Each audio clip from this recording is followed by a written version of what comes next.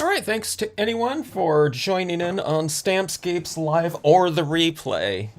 This is going to be a really quick video live stream relative to some of my other ones. But I thought we would follow up with the value of value or scenic lighting video that I just posted. When it comes to just some grayscale or monochromatic applications of shadow to depict light on white pieces of paper, this is not going into things like foils or holographic cardstocks, that type of thing.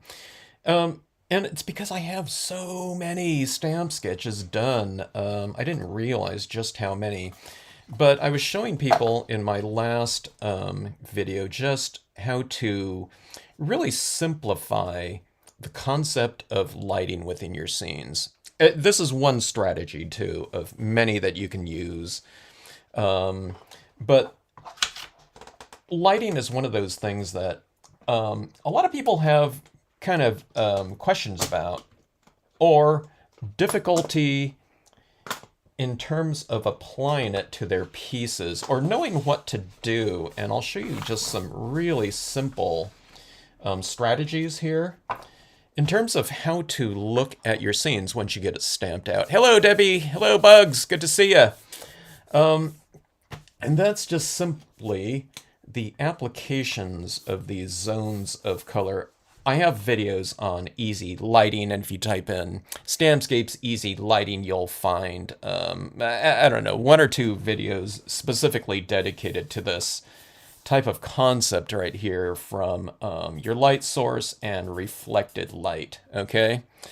And this can change just depending on what subject matter you have, but there's basically a zone of light and the zone of reflected light down here. Now, sometimes some things get changed around. Maybe there's the lighting over here in the corner and your other lighting is down here, where you have this wider area of fill-in. Sometimes it could be something like this. You have your light right here, and then there's two areas of reflected light right here, but it's basically just taking this and splitting it up into two zones right here. This strategy right here, I mean, if you're doing card-sized pieces, you can literally use that strategy on, I don't know, 90% of your compositions. Certain things change around, like if you have trees or something like this in the middle of your scene, or if it's, breaking something like this up, but it's still the same concept. There's this area of light down here, but you might have other objects in front of it breaking up just this one area right here. But so something like this, I mean, is broken up a little bit extra because I have a structure in here. So there's basically an area of light right here. It doesn't even have to be a light source. That's a mountain in the background. But there's a little bit of shade in here. Here's another area like this. So when this looks like this one right here, just think of that as the top of the roof and an area of light down below. And this adds drama into a piece. You don't have to have scenic lighting. You can just stamp things out and color them in as well. And things can be completely mono value like that. But if you do want to apply your scenic lighting into it, it's a fun way to do it. And it's a really easy concept. And it's basically what I'm doing on most of my pieces here. Here's an area that's just broken up into these 1, 2, 3, 4 areas of light, okay? But this is like basically one area, but I just kind of ran streaks across it because it's water, just so that it's not this kind of uniform lighting in here. You just can put these light shades of tone across it, and it looks more like a lit, kind of natural area. It's monochromatic and a grayscale, but that's the way lighting often looks across, distances, be it a flat surface, but, there could be clouds in the sky or something like that. So on and so forth. Hello, Jeannie, Nicole, good to see you. Hope you're all well. But let's get into this. Here's the thing. When I was doing this video Was it my last video or did I throw in that show and tell one in between? I think it's my last video. I have so many of these cards. Look at this right here. This is insane. So these came back from different conventions. They're in different degrees of whatever finish. Some of them are finished, I guess, but I don't know. I haven't looked at them. But I was telling people, here's this one. If you didn't watch that last video, here's like this areas, zones of color right here that are kind of like these ovals, but they're more vertical for a northern light type of thing. But you have these areas of light up here that are split up, and areas of light down here in the water. They're not uniformly lit, you know, with the retention of white of the paper. But, you know, it's basically the same concept right here. This is always one of, you know, as I'm mentioning this, these are the types of things that when people see a card done this way and with a lot of different tone in there, they always want to know how you got that in there. Oftentimes when they see something like this, or, you know, if it's like, especially like something like this, they think that the light areas in here, the moon, the clouds and things like that, they think that's an additive process. How did you get that cloud white like that? You know, that's always comes up. How did you get that lightning light? How did you get that moonlight like that? They think that this card was like uniformly colored or something like that, or you started off with a colored cardstock and then you added the white back into it. But no, it's when you're doing lighting on, you know, white pieces of paper, it's the retention of light. So you're adding shadow to depict light, be it a light source like a moon, an aurora borealis, or that reflected light area. Good morning in Perth. Always good to see you, Nicole. Hello, William. No, but I was just writing to someone about that, the storms out here. I've been watching them closely.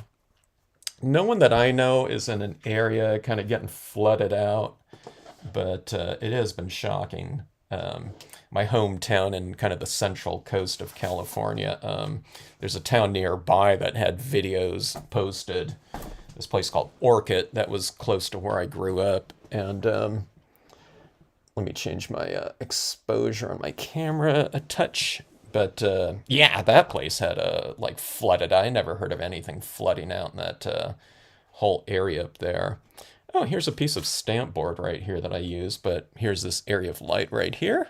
And here's this area of reflected light down here. It's literally a light source kind of in both areas in this type of situation, but it's basically like this scenario right here, light source and reflected light. The reason why I'm pointing this out like this, two areas, is because it's the separation in between that's usually darker. It doesn't have to be black, but it's just this little bit of blue down here, right through here, that's separating these two areas right here. So what you're doing is you're creating visual dialogue, you know, in your scenes between, you know, some area that's illuminated and some area that's being illuminated by that light. So you create this little dynamic like that. And it's really, it can't be simpler in terms of a concept. You just have an area of light like this, okay, and then you separate the two with a darker area. But you know, you take into consideration, you know, the designs that you have in your space. But I'll show you how just fast this can come about. And I was mentioning to people that were watching the live stream, the midnight live stream from I don't know, a couple nights ago. Just how fast these types of things can come together when you're doing grayscale. And grayscale is a really great way to practice this type of concept because it is so fast to do. Look at these right here. I was showing people how to use the cloud stamp right here, apparently, at one of the conventions. When people buy that cloud stamp there, I always want to show them how to use it and what not to do, especially, and how easy it is to use, but you know, people tend to stack it like bricks or something like that. You know, you get a rectangle stamp and they're stacking it up, and I just show them what to do and how to use that. Sometimes I have them do it like right in front of me, but I just showed them right here. But let's just show you how fast these simple lighting schemes can come about. And if you practice them in grayscale like this, they are so fast to do, and it really develops your eye and kind of sensibilities to lighting and shade, and it's just a really simple process this way, and it's something that I always recommend, that a lot of people don't do. I don't want to do black and white. Well, it's just like a exercise. You don't have to do black and white for the rest of your life. If you do like two of them or something like that, that'd be really great. Can't always convince people to do that, but hey, it's good for me to do too, and I've been doing this a long time. But when I'm doing these, it always occurs to me. I hardly ever do grayscale. I mean, I was doing them for like the monster maps and like Halloween types of things, but I know people like color, but value is a big component of color, because you can have light blues, darker blues, and things like that. And when you work in kind of grayscale like that, you don't have to really think about that. So it sensitizes your eye and focus on lighting, because you don't have, temperature and intensity, bright and dull, when you're dealing with grayscale. So it heightens that. So when you go back to color, you're a much more powerful entity. As a result, you're a much more powerful visualist. As a result, with whatever sensibilities that you didn't know you had, or that you developed. Okay. All right. So let's show you how to do kind of that simple areas right here. This one's really easy. Okay, so there's an area like a break in the clouds, so we can see that as a source of light. Okay, but this one's just all clouds right here, right? Well, where's the light source in that one, Kevin? Wait, it doesn't have to be. You're defining the light source on that one. And this one right here is just a break in the clouds. So what do you have illuminated down? Light and darker on the side. So let's show you how to do that one. And, your stamp sketches are always a good idea to do too. Just stamp out a bunch of scenes just in black and white. It gets you really familiar with the imagery and how to use them, how to overlap them and all that type of stuff. And I don't know, it's just a really great way to, I don't do that enough. I need to have a stamp sketch day. I was thinking about that for kind of a thematic video theme maybe going on. People are saying, hey, can you, maybe you should schedule some days. And I thought maybe I'll do like a stamp sketch Monday or something like that, maybe early on in the week where there's just doing compositions. And then we'll do maybe coloring or something like that, or lighting on them. Lighting Tuesday. I don't know about that. We don't need to do this several times because, in a couple videos I can get the concept down completely. Okay, so light source and reflected light down here. Now, why, down here in a body of water, it's a really good opportunity for reflected light. But, I mean, it's good for anything. It's meadows, anything like this. So this right here, this lighting scheme right here, for this mountain and clouds and everything like that, meadow, and deer, it's going to be exactly the same as this one right here. It's going to be light like that and light down here. Now, why there's two areas of light is because it's divided by this little area right in here. So, and by the way, this is the Lakeside Cove here. In a meadow type of situation, you just don't color in those reflections down there, right? So any type of body of water, waterside type of object can be whatever, a meadow or whatever you want in here, just by not coloring in reflected types of imagery areas. Laguna Canyon. Oh my gosh. Yeah, I can definitely see that, Candy. I taught at the Laguna College of Art and Design, so I was driving down that canyon quite often. Okay, so here's an area right here. Just tone it in like that. Look how fast that goes like that. Doesn't that already look illuminated now? So, and we're going like this. This is just, I put in some London fog just to make this really fast right here. Laguna Canyon.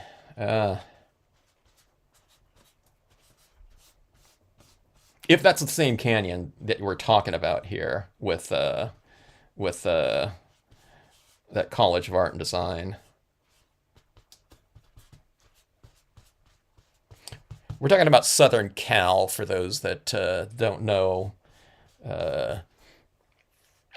You know, someone in Perth's not going to know that one.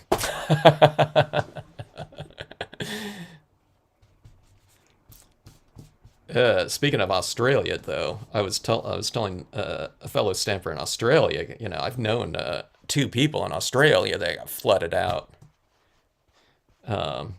Not recently, but you know, within the last, I don't know, whatever, 15, 20 years or something like that. It was a customer, and then another one was a distributor of ours down there. They got hit in, I think not in their house. I think it was their warehouse or something like that. But in the UK, you know, the warehouse for the makers of the Sweet Poppy stencils got hit, you know. So, gosh, flooding going on. It's feast or famine. Okay, but anyways, look at that. That's scenic lighting. That's one color right there, and it takes all of like 60 seconds or something like that. Let's see here. I prefer not to exercise. Hello, Carol. Good to see you. Rhonda, good to see you. If anyone else, hey, oh, Crimson Rose, good to see you too. Anyone else that's on? Thanks for joining in. Okay, so that is just your, you know, light source and reflected light down here. I didn't put that little opening down in this area down here because that was probably an afterthought. But that's as easy as it gets, right? Let me show you how fast this is going right here. Okay, so this is, let's make a couple of different areas of tone in here. But where, okay, well, I don't know what cloud to retain as, you know, areas of light. Well, you just kind of go around on the perimeter. Let's get a little more of this London. This is why I go through so many of my very light values of ink really fast, because they're my base coats and they get a lot of cover.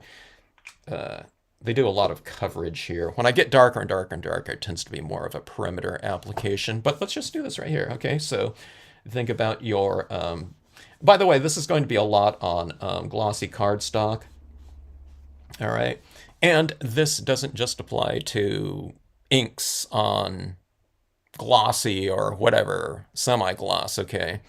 You can do the same type of lighting strategy and scheme using colored pencils on, you know, a matte paper, you know, or whatever you've stamped out a scene on.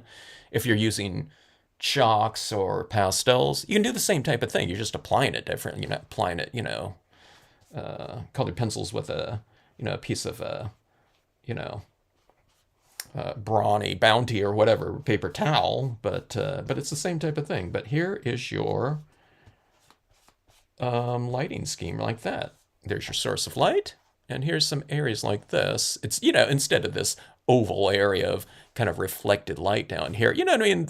I'm kind of coloring in the darker areas of these clouds like that, but there is the lighting scheme. I mean, you can be done, you know, with that and your stamp sketch, you know, and as far as the coloring went, really fast. I'm going to add more color to this just, you know, to emphasize this, but here's an area right here. Let's take a look at the difference between this one. By the way, London fog's a little bit of a cool gray as opposed to a neutral. That's why it looks a little bluish and cool like that. But let's see.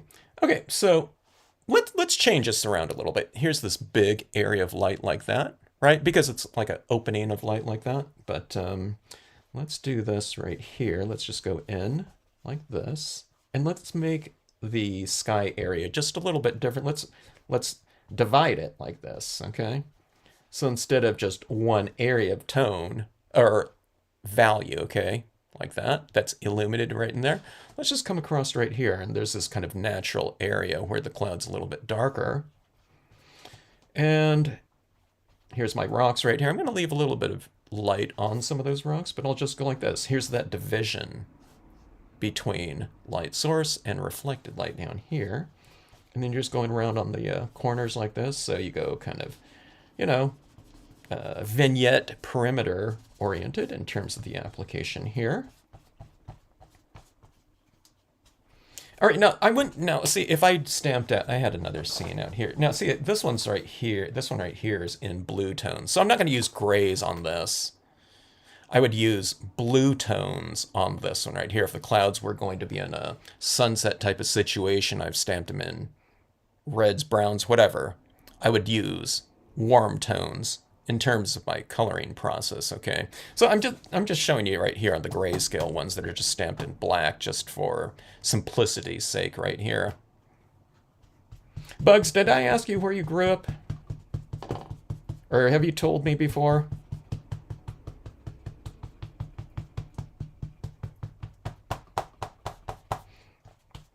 I was watching the reservoir levels going up in certain areas, like this one lake I was mentioning in my live stream the other night. There's this lake called Kachuma Lake, and it's in the Central Coast, California. But they call that area the Central Coast. It's not Southern Cal, it's not Bay Area or Northern Cal. But that thing went like from 25 to 80% capacity, like in a week.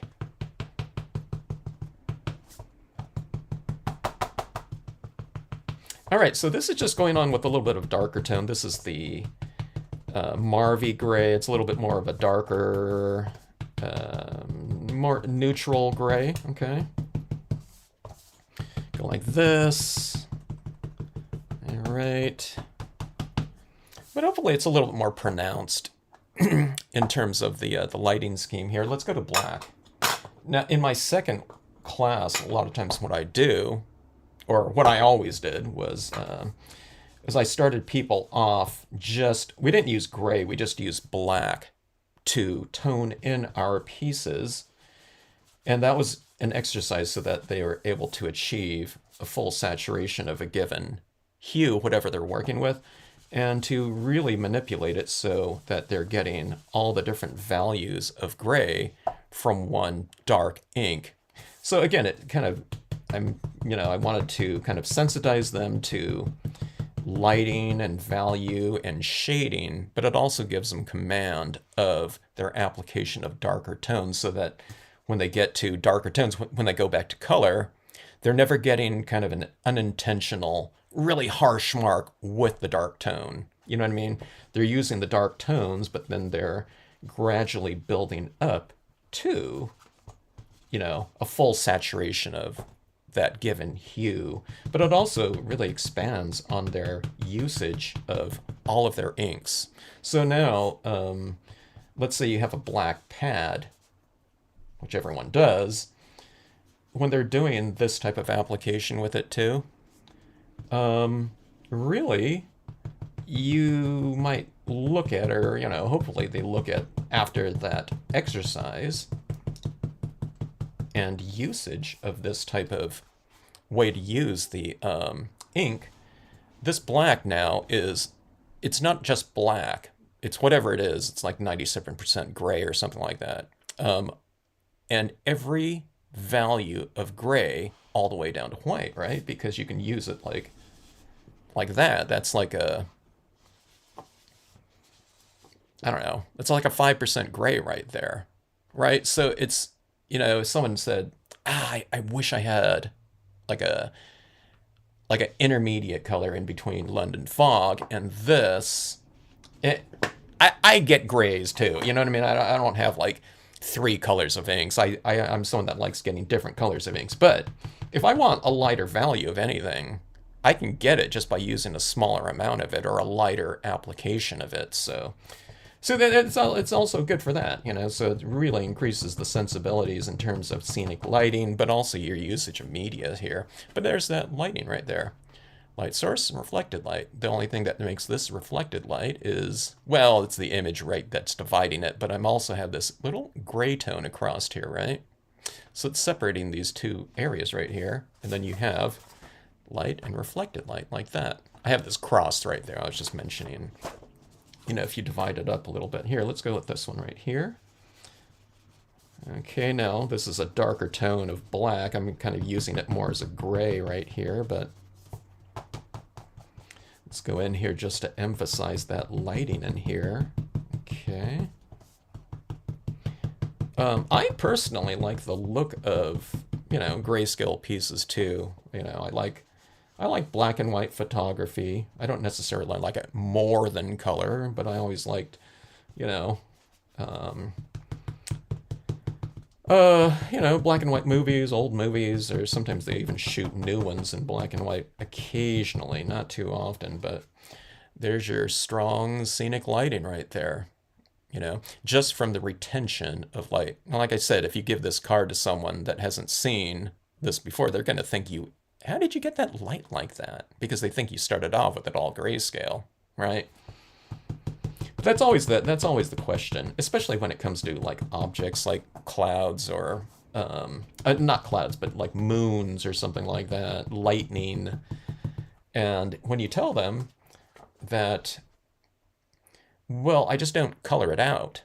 You know, when you're saying, how did you create that light? And you say, well, you know, it's just a white piece of paper. And you just don't color in that area when you're coloring it in. They go, oh, like that. But they're, you know, they don't know what you're talking about. It's like, yeah, huh. Now, if I'm demonstrating, I just show them, of course, like if it's in a, you know, convention or something like that. But I don't know. It's because you know, lightning stamps or, you know, suns or something like that. They're usually not the negative space, or a cloud might be a solid stamp or an outline stamp, right? You know, a billowy little cloud or something like that you stamp out and then you color it in. So that's what confuses people.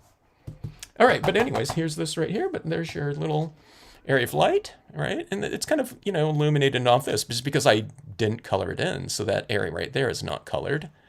And you get this little area right here that's toned in a little bit, a la, you know, a little bit of tone that's going across there. Same type of concept right here, but you're just doing it across a common texture as opposed to a lakeside cove or a cabin or something like that sitting in there.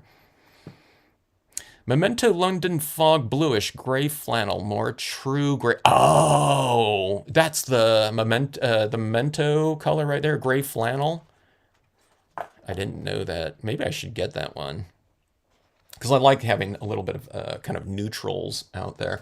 All right, let's take a look. Let's go through. Oh, okay. Let's just show you right here in kind of sky figures with color here. Okay. Look at this. I already used blue on this paper towel. Might as well conserve. Let's see here. Let's see if I have a light blue re-inker right on my desk. I'm ordering some more of the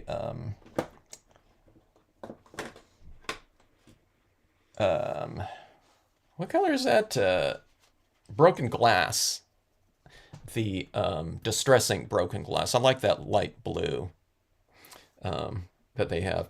All right, so this is just some summer sky right here.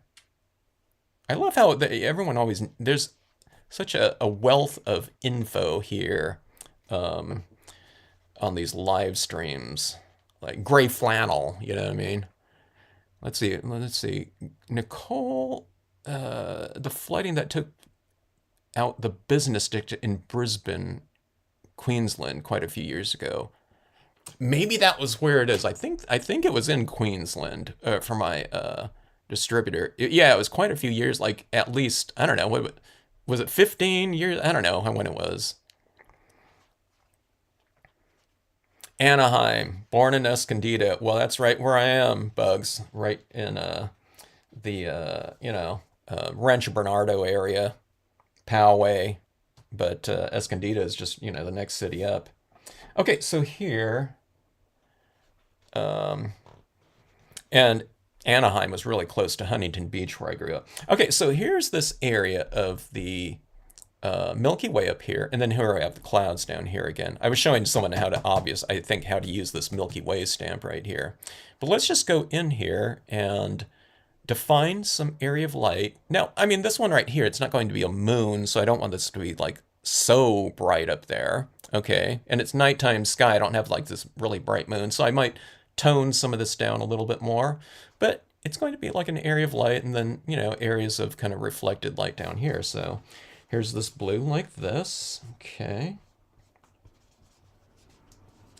And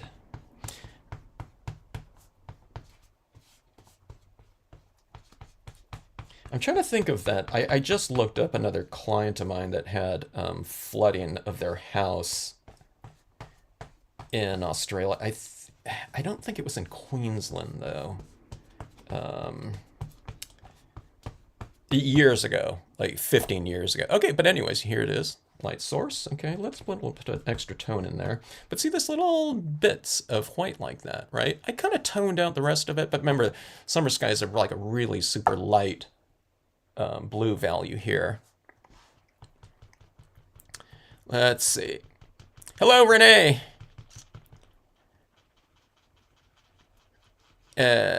Stamp the trees and clouds in. Oh, I stamped those out in just a dye-based black ink. All of these are dye-based inks right here that I stamped out my imagery in. But if you're talking about the imagery, it was the trees on this one. These are that's the Lakeside Cove large stamp. And then the cloud stamp right here. This is a lot what I do in my first and second class. My online classes these days. I start people off with the nature set number 8, just because it has Lakeside Cove in there, and I show people how to use it in different ways. But the cloud stamp is such a really good filler stamp for anything sky. And you know, I mean, scenic stamping, we do a lot of skies, so. It's good to have some kind of filler. But here's just this Milky Way right here. So I'm just kind of designating some areas that I want to keep a little bit lighter than others. I mean, you can choose whatever you want. This one right here, this area of lightness is just going to be light. Just because it's more central, but I mean, I could have had that one lighter and darken the area around it. But here's the one thing about the nighttime sky. I mean, we want certain things to kind of stand out a little bit more, right? Now, I tone in like this, but I also go back in with you know, paint pens and things like that to bring out some other types of features within that sky, like brighter stars, where I've toned it out like that. Okay, but there is your basic lighting in there. Now let's just go in and use some other colors to emphasize that. But I start off with the lighter tones just because it's you know, not a big commitment to whatever hue and darkness of shadow that I'm going to be depicting in here, okay? So you start off light like that, and you can do whatever you want. It's not going to be, it's impossible to fail like that. I mean, if you colored everything out and didn't retain any light like that, you can go back in with your darker tone. It's not going to make something, you're not going to add in a medium tone like this and make something white again, but it'll look lighter by the use of some contrast. So here's this number 10, kind of a medium blue, I don't know, Memento, like a Danube blue kind of equivalent. Marby's a little bit brighter, so I tend to use this one. I do have the Danube, though. Let's see this like that, you know? I mean, here's this little area of light, that's not reflected light, but there's just 2 zones of light like that. It's going like this, going around. This is the paper towel, by the way, that I'm using. Some people don't know what I'm using right here. It looks like a rag. You can use a rag. It'd probably be even better than the paper towel. Going like this, okay? But anyways, you can see that light source kind of like that, and the reflected light a lot more definitively like that. And I probably stamped everything out in, it was either the Prussian blue or the this number 3 blue right here. It's just called blue. And again, let's go to the perimeter right here. This blue is really dry here. It's probably a 30-year-old pad, and the cushions become really compressed and starting to fall apart. But here's this darker tone right around the side, just to, again, emphasize the areas of light. So do you notice how this starts popping out a little bit more the darker you take it? And that's the same thing on these ones. The brighter you want your lighter areas to look, or objects to look, the darker you make other areas within the piece. Which doesn't mean you have to go, to black or something like that if you're doing those grayscale pieces. You can do one color if you want to, like that first color. I personally like the look of just that London fog over kind of grayscale imagery and just done, I love that look right there. Hello, Kat! Thanks for joining in here. If I missed anyone, hello to you. I miss Huntington Beach, Bugs.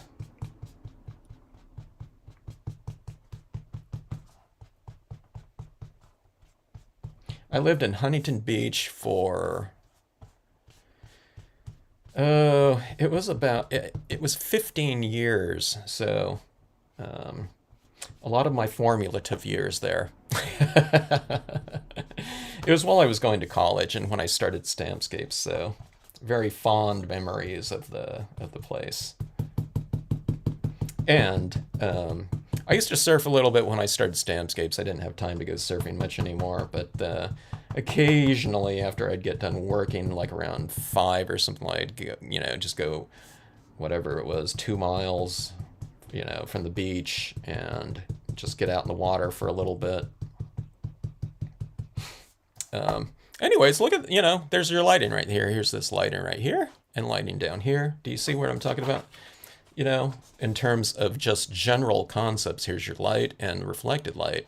Sometimes it's skewed, it's moved over a little bit, in this case it's over here. This one's, the lighting is over here, so it's a little bit more of a diagonal lighting dynamic or dialogue in here. But you can do these really fast like that. So on these ones right here too, when you're dealing with blues aren't neutral. They're, it's a cool color, but you can move blues as a primary color into violet tones by adding a little bit of pink, or you can move it into your green tones by adding a little bit of yellow. Let's do a little tint on here, some color here. Let's take some little pinkish orchid right here color. Okay.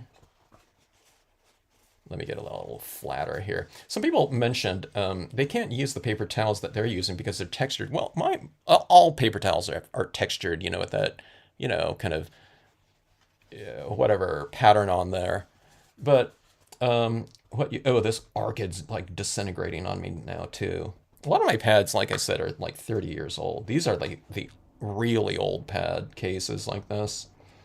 And the newer ones have kind of this label on it.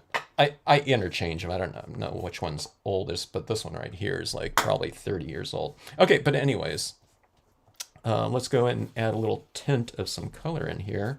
And this is the way that I did where was it? The other night, someone just said, I mentioned that you can color tint monochromatics. This is like some orchid running in the sky a little bit, and I ran a little bit down here amongst the blue, tinting over your grayscale kind of applications like that. It doesn't look the same as if you just went in directly with color, but kind of doing this little bit of it's like black and white colorization or something like that.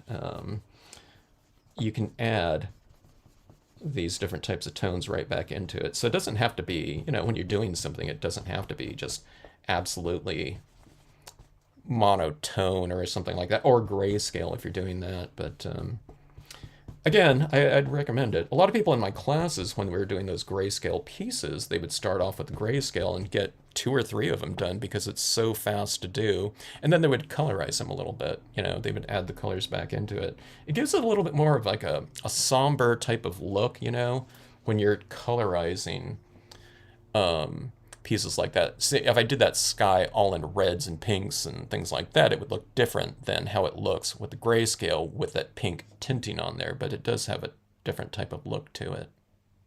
Now, if you're doing this tinting and you want to retain, you know, that degree of lighting in there, then just don't tone it out. This is, you know, when someone would stand to potentially eradicate all of their light areas in there. But if it does, so be it. Here, I'll do that right here. I'll just get rid of all of my white. I'm going to try to not darken that in completely, though. I'm just going to try to tint it a little bit. Okay, but see this right here?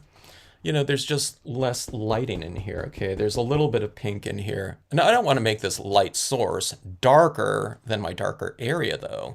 But it's just tinted. I don't have, like, any white remaining here, okay?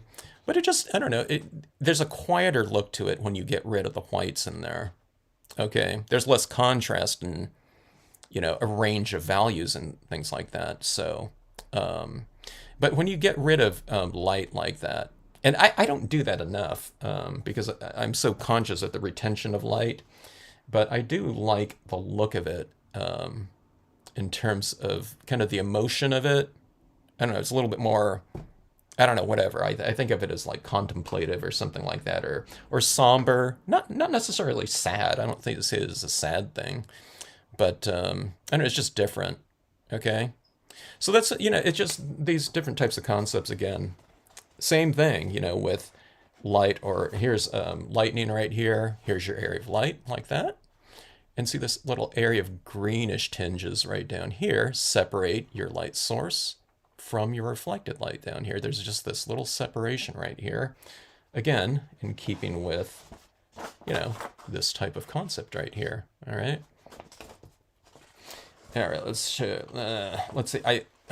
Apparently I did some shading right here at some show, because here it is again right here. But see this little thing right here? Here's this little bit of probably that memento gray, London fog going across right here. I just wanted to create a little bit of separation between this area of illumination. It's not in the sky, it's just kind of more fog and illuminated fog in back of these trees right here. But see this area of light? And there's this area of light down here. But now how that differs from this one area of light like here is just a simple, really light band of the lightest of values going across there like that. Okay, see the lighting in here a little bit. This is just going on with that one color, but here's a little bit of tone in the background right here. And right in here.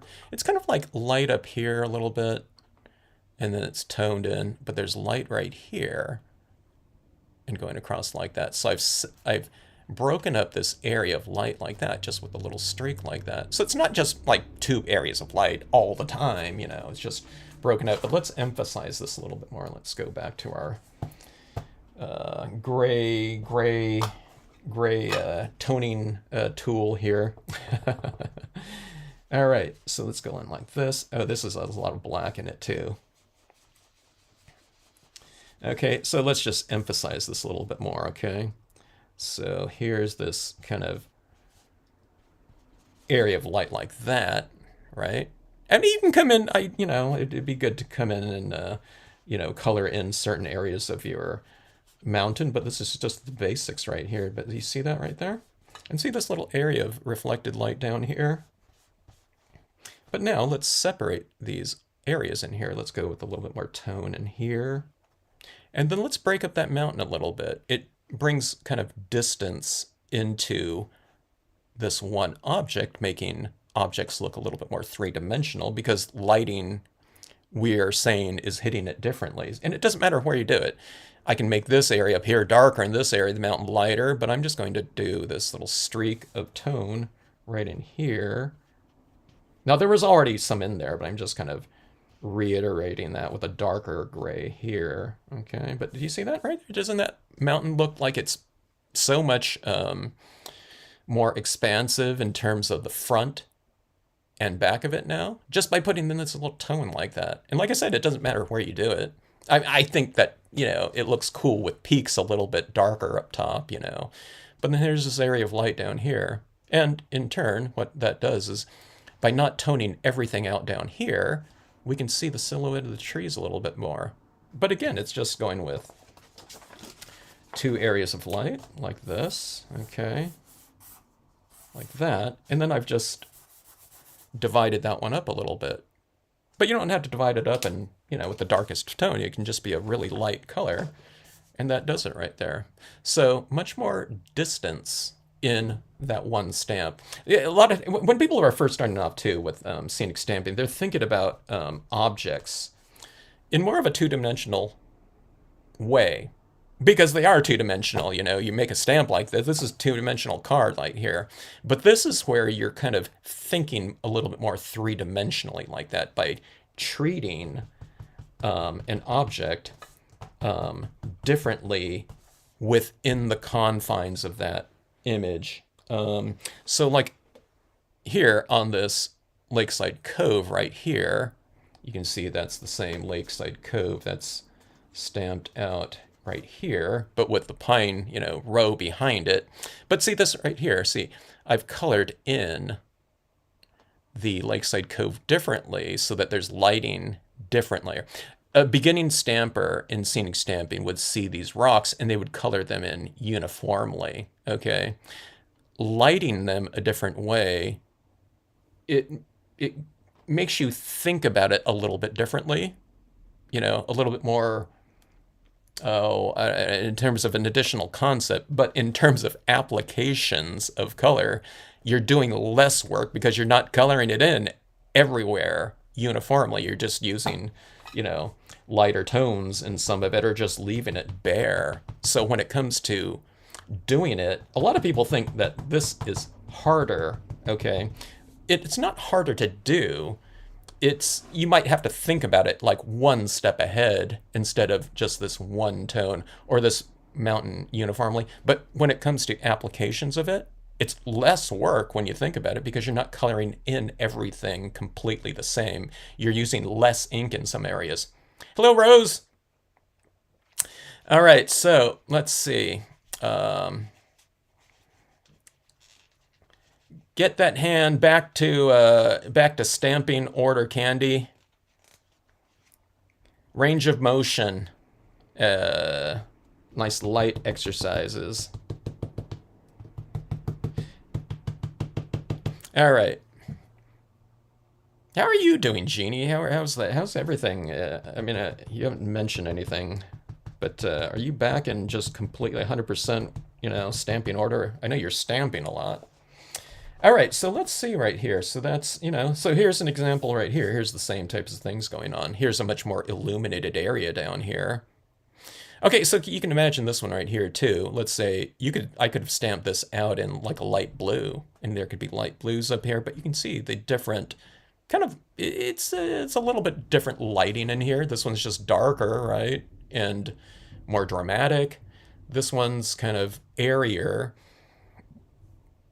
I don't know, whatever, high noon here on a kind of a foggy day, and this one's, I don't know, twilight. Here, let's do something right here. Let's just change this around. Okay, we think, you know, the sky's usually really light, but let's just do something right here. Let's bring in some additional tone like this, but let's have that mountain kind of emphasized a little bit more, okay? So don't think of this as something too different. I'm just, instead of having this area of light up here, I'm bringing the light in a smaller area like this. So you're just taking this area of light like that and just going like that to it, but around an object, okay? So, and again, like, you know, if I was using colored pencils or chalks or pastels, you're doing the same type of thing in terms of concept right here. But look at that emphasis now on that mountain right here by making the area behind it a little bit darker. But it's, again, it's the same type of lighting scheme, okay? Instead of, you know, in a sense, at least in terms of how it applies to this card right here, that mountain in the background is almost your light source now, and that's reflecting down here. So you see my little tone of, you know, shading underneath those rocks right there. But I don't know, it changes different. It changes a little bit, you know, when you apply these different shadow types of things in different ways, different strategies or whatnot. Hello, buddy. Buddy Cheryl. Okay, let's see this right here. Okay, look at this right here. There's just this little tiny area behind my trees, okay? It could be just background, it could be the sky, whatever. Much bigger area down here, so sometimes it's not always kind of this larger area of sky up here, you know. You might not have any sky. You know, like I said, this is just some background. So let's just do this really fast. And I'll show you just how fast you can apply these strategies right here. So I'll have some lighting coming in from there. And what makes it lighting? The shade around it. Now, that area in there is a little bit more illuminated, right? Because I've taken my area around it and made it darker like that, okay? But let's just do that around the entire scene. You can do this around your entire... Don't do every, you know, this is not my approach to every scene in terms of lighting, okay? It's in a lot of them, though, you know, where I do this kind of vignette around the perimeter. A lot of you... card makers in general do this all the time, but they don't think of it as like scenic lighting. They're just kind of framing their pieces. So they put that little bit of, you know, they, you know, add that tone around there like that. And sometimes they go in with a little sponge and they add a little bit of another tone. That's adding that vignette. But a lot of, I see it all the time on everyone's scene. You know, they have some object in here, something they've stamped out, and they've colored it in. But it's not just on a piece of blank page. They add that tone around it. That's all I'm doing. Except I'm in a scene, I'm breaking it up from, instead of this one area of glowing kind of light and darker on the outside edge, I'm just splitting it up like that. So there's this tone like this.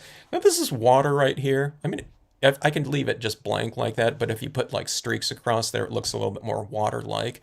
Maybe this should be ice. So I'm just going to leave it as is. Let's say it's like a frozen lake. Okay, let's go like that.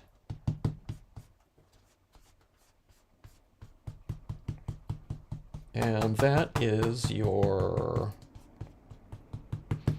scenic lighting like that now. It looks different than what it looks like without that vignette on there, right? And then we separate it like that a little bit more. It pushes back the distance, you know, back here a little bit farther visually. But just that little bit of tone going across there like that. This one would look really cool, I think, with that blue tone type of color scheme on here. Let me try that right here and see what that looks like. This could be a kind of a color composition for like a winter's, actually. I have a little bit of that darker blue on there. I forgot I used the Prussian blue on this rag right here. Paper towel. Let's do this right here. Let's tint it in a little bit. I'm kind of being a little bit cautious about the rate at which I take this in here, though, because it's so wet and it is fairly dark. I would do this normally with a much lighter color to begin with, but we just need some ice skaters imagery right in here. Or you can, you know, that would be a good area for a word stamp, you know, Happy Holidays or something like that.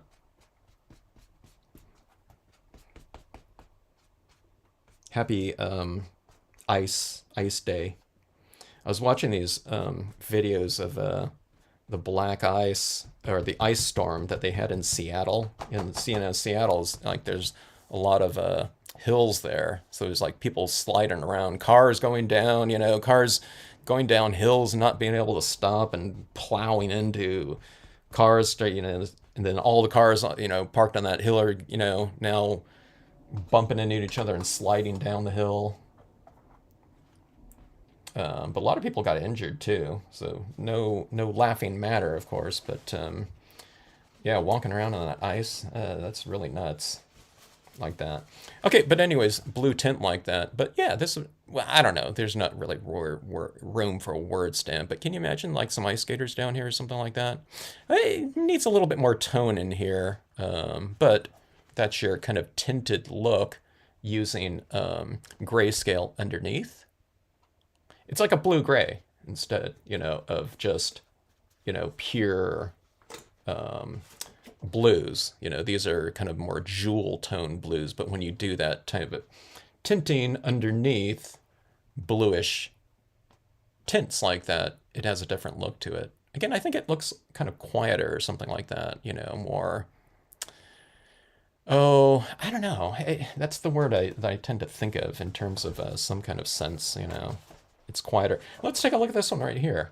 We have this area of this mountain up here, so it's really blocking out. We have this area of sky in here, but I'm not going to leave that light unless I was doing something like light beams coming across here, you know, that effect that you do with the white pigment ink or something like that. But how do you approach lighting on something like this? Okay, I mean, I like to leave you know, some area illuminated above my horizon line. So my horizon line is right there in this case. So it's the mountain, just like that other one, you know, with these mountains right here. But there's a lot more action going on down here, right? We have this lakeside cabin. This little stamp right here is this side over of the lakeside cabin. Then we have the Lakeside Cove, the small version of this one right here. And then we have the mountains. So how do you approach something like this? You approach it the same way, okay? Now, people can't see this when they're first starting off, you know, doing, where's my black grayscale one right here? Okay, so area of light up here. So it's going to look something more like this, okay? Let's see, this is like this size right here. Okay, so there's these trees right here. This thing's coming in like this, and we have trees like here in the foreground. That doesn't matter though. But here's this mountain right here. This area is going to be illuminated. And this area right in here is going to be somewhat illuminated like that. But we're going to break it up with some additional shadows coming in like this, because this is where these three objects are. So I'll just show you how simple it is to add on into your illuminated area shading based, image-based shading, okay? So let's go like this. Okay, what time is it? 5:28 right now. I bet you this lighting composition, well, it's 5:20. Yeah, I bet you this is going to take like 1 minute here, okay? So it's going like this. So I'm doing that kind of vignette, you know, on the perimeter type of thing. Okay, so let's break this up to create this separation between this light source area, okay? Like that. Okay, do you see this right here where it's kind of that illumination like that? And then this whole area is like one big illuminated area like that right here, right? But now we just have these islands and we're just going to cast some shadows from it like this. You start in from this side when you're doing an object on that side. Then you just flip it around. I like to drag down because it's nice and ergonomic. And let's do this from this side like this, okay? And then here's this one right here. So it's come across like that, okay? And then let's close it off at the bottom too to, you know, create some additional framing. Again, it's like this area down here. I like to do four corners, kind of darker. You know, the only time I don't do that is like if I have my sun in one of these corners, I'm not going to darken that out, okay? But there it is right there. So, I don't know, minute and a half. But that's you know, that's getting things established. Again, you can, you know, I'm not saying this is done. I mean, it could be, but that's establishing your lighting like that. Okay. So anyways, you know, little shading down here. Let's develop it a little bit more. Let's go into like black or something like that if it's going to be grayscale. Okay, like that. See how going a little bit darker makes that seem lighter. Here, let me do it on this side too, okay? See what that did right there? It really made that mountain in the background, or light source, a lot brighter. Okay, now let's develop these shadows a little bit more. So here's the thing about shadows too. I'm going with a darker ink now, so I'm going to bring this in here and not come down into this so much. Okay, so it's more like this. It's a little bit more narrow of a application or streak of this shading like that. See that? And this is my gray down here, but this is where I streaked on the black. So you stay a little bit closer to your objects like that. So I'm kind of using the tip of this right here. Okay. Coming in like this. I like my water a little bit streakier, so I'm going to add in some additional streaks here.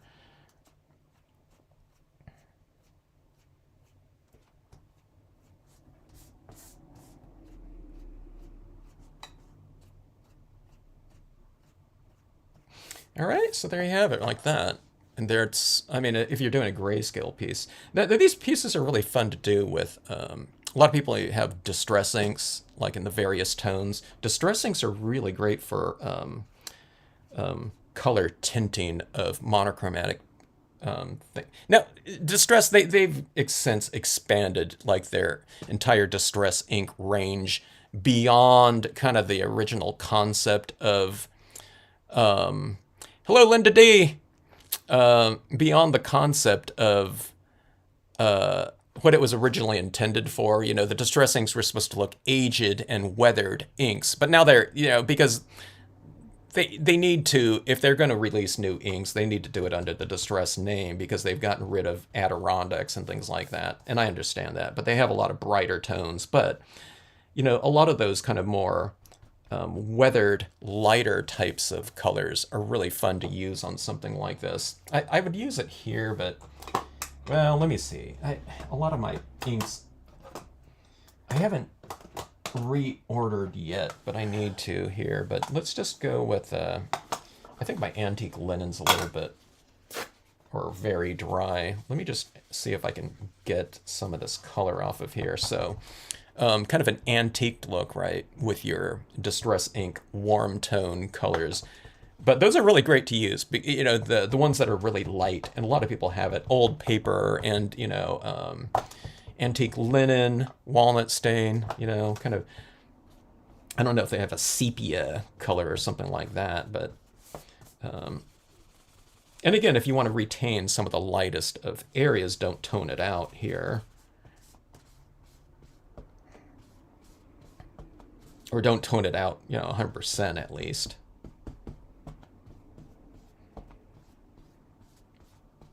Okay, but there's that, here's antique linen. See, this is what's so fun about it. The antique linen is so light. Here, I'll put one next to it so you can see the difference in values here.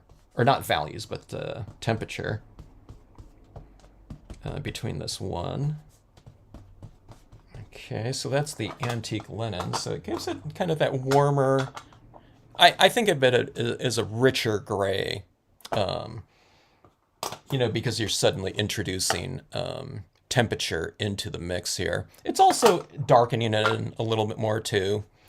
But here's walnut stain here. Okay.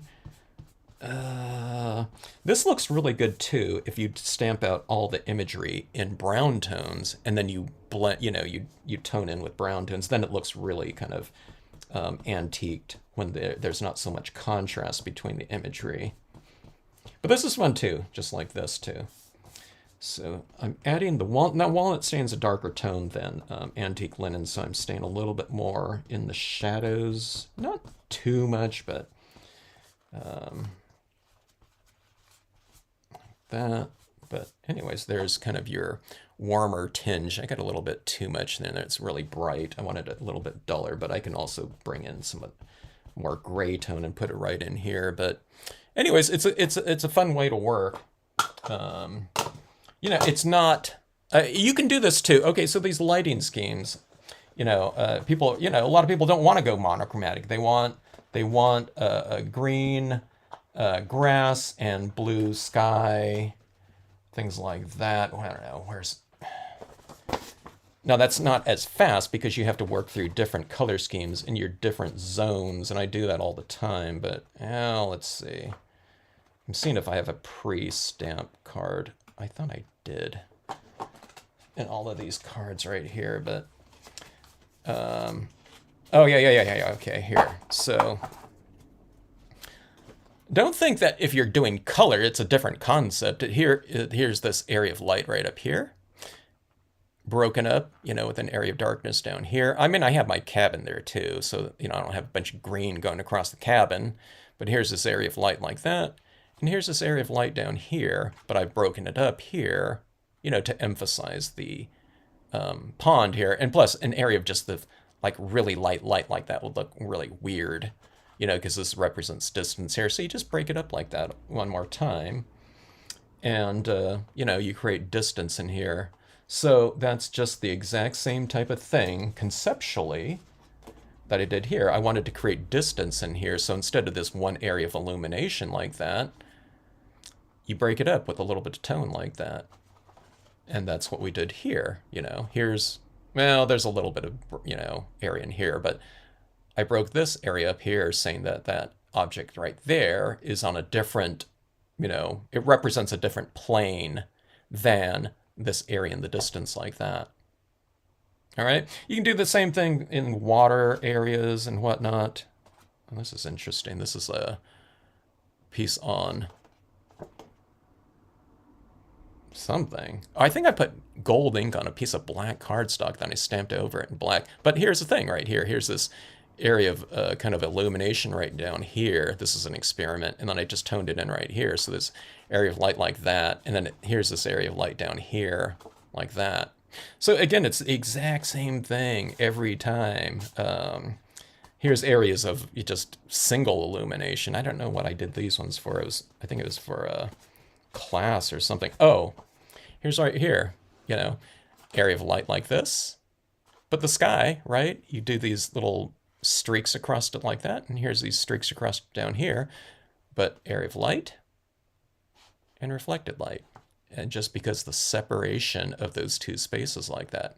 And if there's too much space in there, or you have different objects, then you just break it up with kind of additional streaks in there. And it's really nothing more complex than that, really, at any time. See, these streaks just went all the way across the sky. This one just stops where the object ends like that. But, you know, I could have streaked across there like that and it would look perfectly fine. These ones are just done in different colors like that. But again, it's the same, you know, type of concept right there. It just matters. The difference is just, you know, objects for certainly, you know, that might come into play. But like on this one right here, we have these big trees going up here. But again, here's this area of illumination behind the trees. Okay, think about it. You know, these trees not here. This area is illuminated up here. Here's a little bit of gray that I've streaked in here. But see this little separation right here of gray tone right here? You know, created by that tree. But even if that tree wasn't there, and if, like, say there was a meadow right here and it just went up to sky, I would still put in this little gray tone right here to separate it as reflected light, or, you know, what it represents, you know, and the light coming in from in here. This one's on, these two right here are on semi-gloss cardstock, okay? But again, you can do these types of, like, lighting schemes, like I said, with colored pencils or whatever. You just, you know, it's the retention of light in strategic ways to frame your scenes off. You know, that's the biggest reason. But also to depict lighting. Oh, here's a scene right here. This is not, you know, lighting and reflected light in a way, okay? But even on something like this is the boulders with lichen stamped around on the perimeter. If you haven't seen, if you like a cave type of idea, this is just where you stamp rocks going around on the entire perimeter like this. But where you do see this area of light and kind of reflected light too. I mean, you see it reflecting off of these rocks in here, which is the same concept as, or not concept, but strategy as these clouds right here. Instead of billowy clouds, it's hard rock. But do you see this area right in here where this is darkened right here? And then I have this area of illumination down here, right? It's the same thing as, you know, an area that's been darkened like that and retained a little bit of light down here, just doing it right within that object right there. And again, that's the same thing as, you know, Where is it? With that mountain. Not this one. I don't know. It was on the other one right there. But I still do this. See, I break areas up just with a little streak of tone as opposed to coloring in everything completely the same. And again, this isn't more work. This is less work. Because the beginning stamper, they're going to color in all these rocks probably uniformly, okay? But I've just left areas of the white of the paper like that. So again, it just creates that extra kind of depth within objects, or depth within, space like this, near, far, or near, farther, farther, farthest, that type of thing. And that's all you do, or that's all you have to do. Now I've seen, like, again, this is just one kind of way of thinking about things, and it doesn't apply to every scene. I see people that don't do lighting and they color things kind of more straightforward. And I sometimes when I look at those, I think I got to do some of those pieces like that once in a while, because it looks really cool too. It flattens things out so there's not so much space. So again, this is just one strategy right here for just general types of lighting, framing, whatever, spotlighting in times, and creating distance within your pieces. But here's a piece right here. Look at this. I've just retained the area of light around these stars right here in the starbirth image. See, these stars right out here were toned in just to create that, little encroachment. So instead of this area right here being illuminated like that, we've really encroached, with our color and just left those two little spots. But again, here's that little tone coming in like that, little streak like that. Do you see that right there? That's the same type of streak that's coming in like this. But I come in on this, and here we have this area of reflected light down here. So it looks like light is hitting, the surface of that, surface area. It could be it would be the same thing lighting wise if it was a meadow or a body of water. Bodies of water typically reflect more light, but that doesn't necessarily mean that you treat it this, that you can't treat it the same, or that it has to be different. Don't think about it in terms of that. Just think of it in terms of an area of light within a given space or object, okay? And again, this type of thing, I hope that makes it, if you had any questions on lighting or anything like that, I hope that kind of this strategy right here is one done in a lot of different colors right here.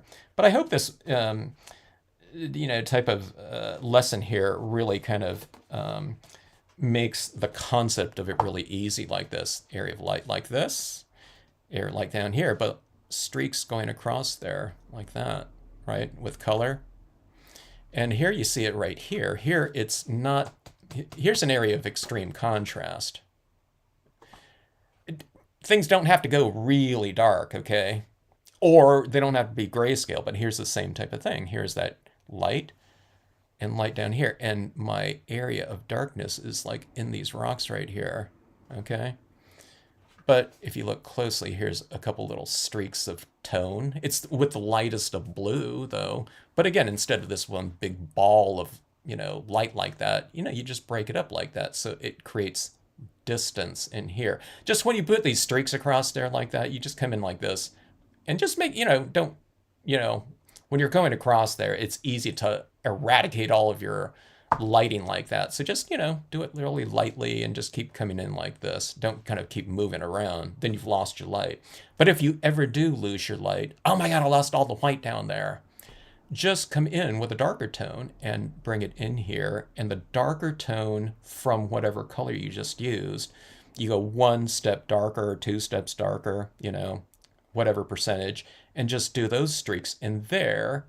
And if you make this streak darker, where this whole tone in here was this color, then you make this area lighter by contrast. You're not going to make it white by contrast, but you'll make it lighter, and it will depict lighting in there. So sometimes my pieces happen that way. It gets darker and darker. Sometimes I'm thinking high noon, And I start toning in, and oh, I went a little overboard with my medium and lighter tones. So suddenly my high noon went from high noon to, you know, twilight. But that's one of those other types of things I always say about scenes, you know. You kind of, if things happen like that, then you just kind of have to go with it. And it's better than trying to fight it. Like, I really, that had the scenes, you know, it has to be, super light or something like that. You know, it's just better just to just go with it and allow it just to, oh, whatever, evolve from the initial concept, to get to your final result.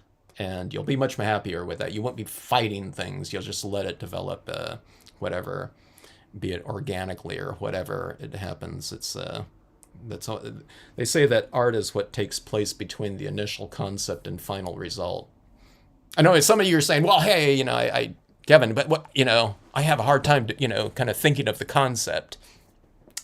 I don't think of, these concepts like this. I mean, I know this, if I'm going to stamp a cave design, it's not going to, involve, the lakeside cove and the mountains unless I'm looking out of a cave into that scene or something like that. But, I just start somewhere. I'm not thinking, like, sometimes I might be thinking a little bit of, something lighter or something like that. Or if I'm definitely doing a nighttime scene, I know it's not going to be this color, this value scheme right here.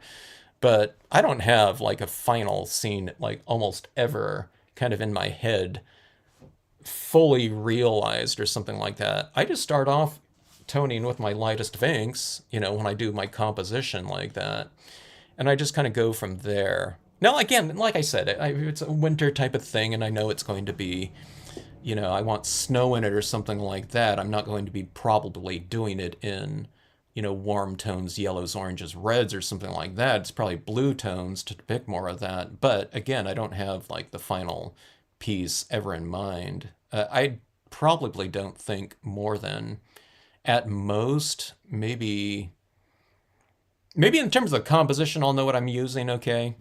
But like color schemes and lighting schemes, I don't know, maybe 25% at most of what something's going to start off with to, and I just go from there.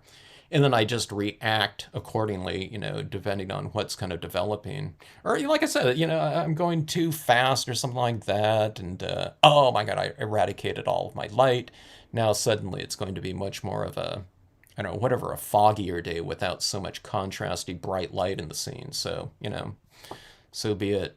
And if you do, there are certain things, if you really wanted something really light and white, I mean, just don't tone over it more with whatever color you're using and go into it and lighten it up with, your white pigment inks with a little bit of a fogging or whatever. This one is using some of that white pigment ink up here. So see, I've made it a little bit darker around here, but then I've made, see how that soft, that mountaintop looks? It's because I've gone into it. And, that mountain was stamped in the same gray as out here, but you've just gone in with a cotton ball and applied, some of that white pigment ink over the top of your image. So you can get a little bit lighter like that. Hello, Kathleen. You're not too late for the concluding remarks. But you're never too late because you can always, you can always, watch the replay on there. But scenic lighting, okay? You can make it really super easy. And I didn't have too much time. I need to go right now. But, these types of grayscale types of imagery like this, in terms of your lighting kind of strategies and whatnot, or practice, this one's blue, of course, but they're really good to do. They're good for me to do once in a while, too. I like doing them anyway, but just in terms of strategies and whatnot, it's good to kind of reinforce your sensibilities towards certain things without having to think about, I don't know, whatever local color, green grasses, brown trees and cabins, blue skies, or something like that. It's good because it sensitizes you to when you're working in grayscale and or monochromatic, I mean, this is like grayscale too. Well, not grayscale, but monochromatic. It really sensitizes you to value. Okay. And I think if you have a really solid foundation of value and sensitivities towards it, and value is lighting, values are light and dark. Okay. If you get that down, you can apply that to all of your colored work, and not just in dye-based inks. You're doing it with colored pencils, chalks, whatever. It's the retention of more of the personality of the surface that you're working on. In this case, white cardstock, but it can also apply to things like foils or things like that. I do less of kind of this type of strategy on the foil. It's the same strategies, but it's much more abbreviated because on those other types of surfaces, they're so reflective, and some of them, like the holographics, have an inherent type of value scheme that's already in them. There's already lights and darks in it, like that. You know what I mean? So you don't have to define it because it's in the paper itself. But, most of the times we're doing things on like white cardstocks or whatnot, and these different types of strategies can work really well. And it's for anything too. I was telling people in the live workshop the other day too. A lot of people are already doing these types of things like this, except it might be like one zone of light. It's where you stamp an object out and you tone in around them, to make it really stand out and pop out. When it comes to things like scenic lighting, it's just usually the division of one area of light. Or if someone stamped out like a word stamp, happy birthday or something like that on a card, a lot of times it's, people like to bring in a little bit of tone around it. So they bring in, their brush or something like that, and they tone around it. That's lighting right there. Things get a little bit more strategic oftentimes in scenic lighting because we have all of these different objects in there: trees, waterfalls, meadows, whatever, skies, clouds, and lightning, and whatever, so you're incorporating a little bit more of a additional shadows in there, but it doesn't have to be thought of as something terribly complex to do. So, yeah. If anyone has any questions about it, when you're doing your pieces, or if you just feel that you're not getting that lighting down or something like that, take photographs of it and email them to me, especially. And I'll tell you, add more tone or create more separation here or there or something like that. Or usually what it always is in something like this, it's never with the lightest tones. What happens is when they get into the darker tones, they tone out all of their light. You know what I mean? Because it's kind of getting familiar with the application of colors and things like that. And they're not looking at things. When they're working at things, they're working a little zone like this and adding in color or something like that. And then they're going up here and they're adding tone and shadow in here. And so sometimes when they zoom out and they look at the overall thing, it's like, oh my God, I lost all my light. It's because they were focusing on like a 1-inch square area of their card at a time. They're applying color right here and here and here and here and here. So it's good to kind of get an overall kind of view of what you're doing by, holding it at arm's distance or just changing your focus, in terms of your applications. More so with the medium and darker tones, that's when people tend to lose their lighting in there, because they get, familiar. They create muscle memory. We're going like this, with color, and we're adding in color and stuff like this. But with the darker tones, it's a little bit more specific, and you don't go in quite as far. But that's where people tend to lose it. But, just be conscious, have a conscious awareness of it when you move into your darker tones, just apply it slower. Or when you get, your dark tones on, you just blot it off so that you're not using the full version of those darker tones. And then, again, that's where you're using your darker tones very strategically and much more kind of expansively in terms of the application of lighter values of whatever darker tone you're working with. So you don't have to go in with a dark blue just right away. You can take ink up your applicator, whatever applicator you're using, and dab it off first, so it's a much lighter version of that color. You know, in other words, just don't rush it. With with your darker tones, and you're not going to lose your light that way. You would have to add a ton of tone. Like even if I use black, if I blot it off a lot, so that every application of black ink, with this beautiful applicator of mine here. See this right here? Here's blue on here, right? That was like the dark blue, but you can barely see it, right? I mean, I can use that going in here like this, and you really have to add a ton of streaks on here, in order to blot everything out and to lose your lighting in there, because you're just applying such a light version of it at any given time. Now, don't apply a very light version and say, oh, I can't see any of it, and then, apply a really hard mark of it or something like that. Just stay with the same kind of motion of it, and if you need to add more ink, add more ink.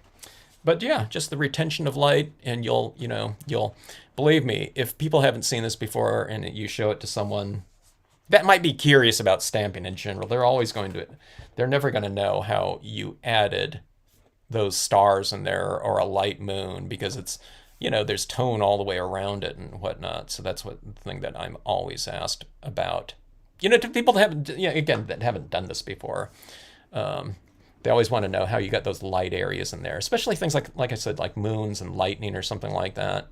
And it's just simply because you don't tone them out, you retained areas of light. How did you make that rooftop light like that? Well, you just don't tone it in, you color around it. It's like, oh.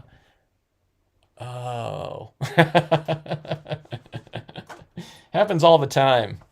Lighthouses like that, whatever, you can color around things like that. If you can't get around things, and just use your markers to get into, kind of, harder to reach areas or something like that. Here's a little bit of bluish tinge in here, so you can colorize your rocks or bodies of water. I won't do too much like that, but you can just bring in light tones of whatever in alcohol markers or something like that, and just colorize your scene. Fun, but you don't have to shade with them, because you've taken care of that with a 60-second application of grayscale, and you've developed all of your lighting in there. So you just, if you want to colorize, you can just kind of do something a lot more akin to kind of color tinting of your pieces right here. Here it is on the mountain like this. This is just a really super light blue. It's like I don't know, whatever. It's like a 5% blue or something like this. But see how easy it is to go in there and just tint it. If you just start off with a light, super light color to begin with. This is a aquamarine, like that. All right, so anyways, thanks for everyone for joining in. Glad you liked that monochromatic there. Hey, Junk Journal Junction, thanks for joining in. Glad you like checking out the process right here. Thanks for logging on and checking it out right there.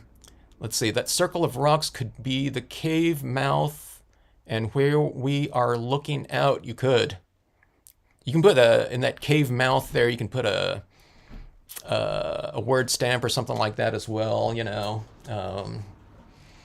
happy anniversary. Yeah, maybe not that. Wish you, maybe not wish you were here either on that one, on the cave one. Let's see, is 80-pound, 216 weight silky cardstock a good weight? It sounds like a pretty good weight to me. I'm not sure what this one is, a silk, kind of semi-gloss paper right here. But yeah, 80 pounds sounds pretty good. Can you do some more scenes using cloud photos, please? Yeah, we can do that. But have you checked out all the videos when it comes to that, Linda? It's in the photo stamping playlist. Let me know when you've watched all 300 of those in there first. There's a lot of them up there, Linda. But yeah, there is a photo stamping piece that I don't know, I had it somewhere in here. Oh, I don't know where it went. It was in one of my, in this card stack right here. I don't know where it went. I had it when I was flipping through all these pieces right in here. Oh, I don't know where it went. It stood out because I took this stack. Oh, here's a cave piece right here where you're looking out at the like a lake or ocean or something like that. Let me see if I still have those cloud ones. Oh, I don't. Oh, wait. Here it is. It's on my stack right here.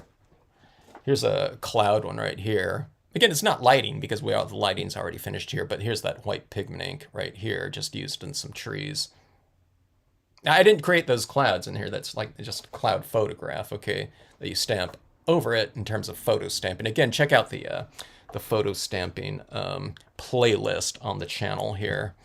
But do you see how you would light this one right here? You know, maybe a little lighting up there. You know, you can put a moon in the background or whatever you want. Illumination down here, and illumination or shading around those rocks to bring emphasis to the opening out there.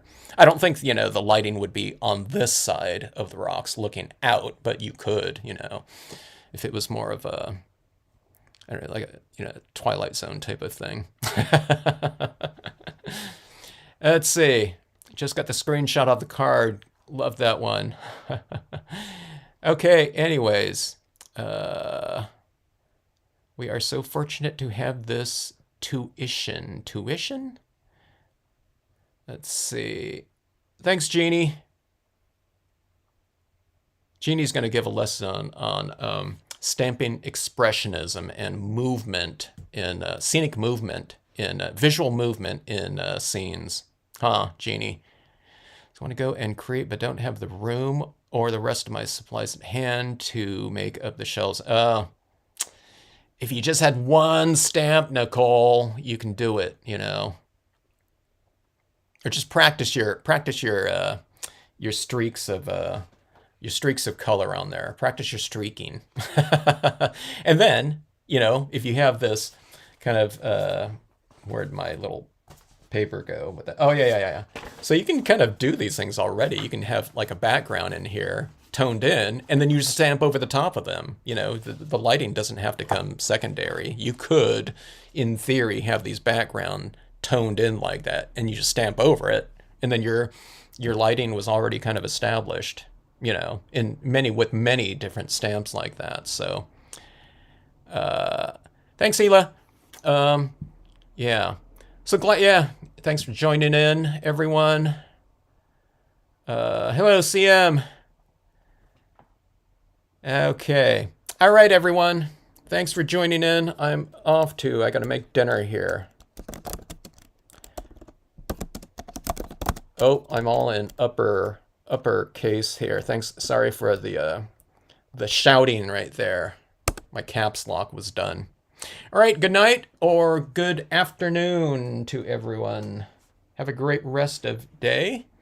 And yeah, drop me a note if you have any questions about scenic lighting, okay, in your pieces. But again, if you want to see a really, I mean, this was basic too here, but just look up easy lighting and then type in Stampscapes in the YouTube whatever search window, and it should show this. I think in the thumbnail it shows something like this, you know, that I was demonstrating in that one. But again, it's just going over what I just went over right here. All right. Thanks, everyone. Yeah, we'll try to get in earlier sometime, Kathleen, like this one. Good night, everyone. Good night, Rhonda. And good night to anyone else that doesn't join in on the chat portion. Thanks always for checking out the vids.